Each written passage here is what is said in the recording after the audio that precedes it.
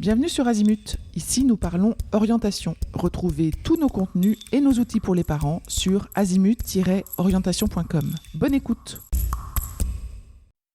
Aujourd'hui, on va parler d'un sujet qui revient très souvent, les métiers paramédicaux et les différentes voies pour y accéder après le bac. Kinésithérapeute, infirmier, orthophoniste, manipulateur radio, ergothérapeute. Ces métiers sont essentiels au système de santé, très humains et surtout très demandés.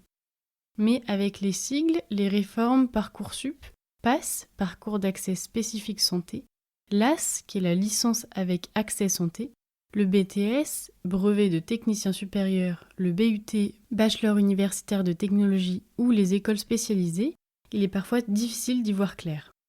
L'objectif de cet épisode, c'est donc de vous proposer une version simple, structurée et rassurante des grandes familles de métiers paramédicaux et des parcours possibles pour y accéder. Commençons par les métiers de la rééducation pour aider à retrouver autonomie et mobilité. Quand on pense aux métiers paramédicaux, on pense souvent en premier aux métiers de la rééducation. Ce sont des professions très humaines qui demandent un vrai sens du contact et un intérêt pour le corps humain. Le métier le plus connu est celui de kinésithérapeute. Pour y accéder, les étudiants intègrent un institut de formation en masso-kinésithérapie, un IFMK. Dans la majorité des cas, l'entrée se fait après une première année de PASS ou de licence avec accès santé, la fameuse LAS.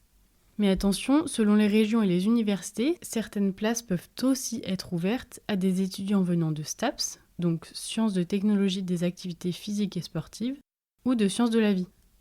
La formation dure ensuite 4 ans et conduit au diplôme d'état de masseur-kinésithérapeute. On y étudie l'anatomie, la biomécanique, les pathologies et surtout on passe beaucoup de temps en stage. Autre métier clé de la rééducation, l'ergothérapeute. L'ergothérapeute accompagne les personnes en situation de handicap ou de perte d'autonomie pour adapter leur quotidien. La formation se fait en institut de formation en ergothérapie sur 3 ans avec une entrée majoritairement via Parcoursup, souvent après PASS ou LAS, mais parfois directement après le bac selon les établissements. On peut aussi citer la psychomotricité, qui est un métier encore peu connu mais essentiel, notamment auprès des enfants et des personnes âgées. La formation dure 3 ans et se déroule en institut de formation en psychomotricité. Là encore, l'accès se fait via Parcoursup, avec des modalités qui peuvent varier selon les écoles. Enfin, il y a le métier d'orthophoniste, très demandé et très sélectif. La formation dure 5 ans, se déroule à l'université et délivre un diplôme de niveau master. Elle demande un excellent niveau académique et une vraie appétence pour le langage, la communication et la rééducation. La deuxième grande famille, ce sont les métiers du diagnostic. Ici, on est au cœur de la technologie et de l'analyse scientifique. Le manipulateur en électroradiologie médicale, souvent appelé manipulateur radio, est indispensable pour les examens comme les radios, scanners ou IRM. La formation dure 3 ans, se fait en institut spécialisé et est accessible via Parcoursup. Elle alterne enseignement théorique, technologie médicale et stage à l'hôpital. Autre métier clé, le technicien de laboratoire médical. 2 voies principales pour y accéder, le BTS analyse de biologie médicale ou le BUT génie biologique, parcours analyse biologique. Ces professionnels analysent les prélèvements et jouent un rôle central dans le diagnostic médical.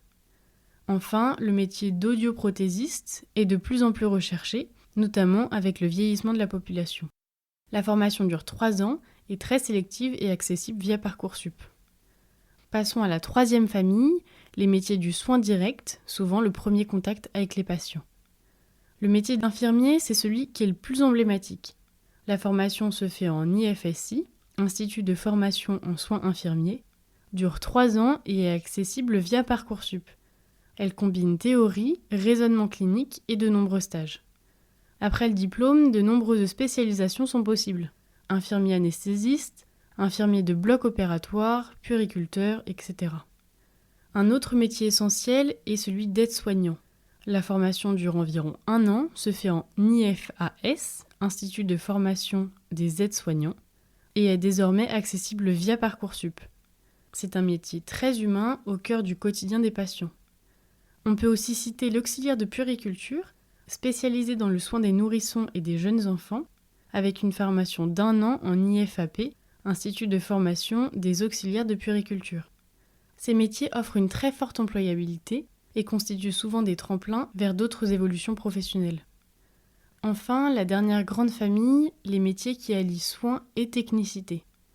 Le métier d'orthoprothésiste consiste à concevoir et adapter des prothèses et des orthèses.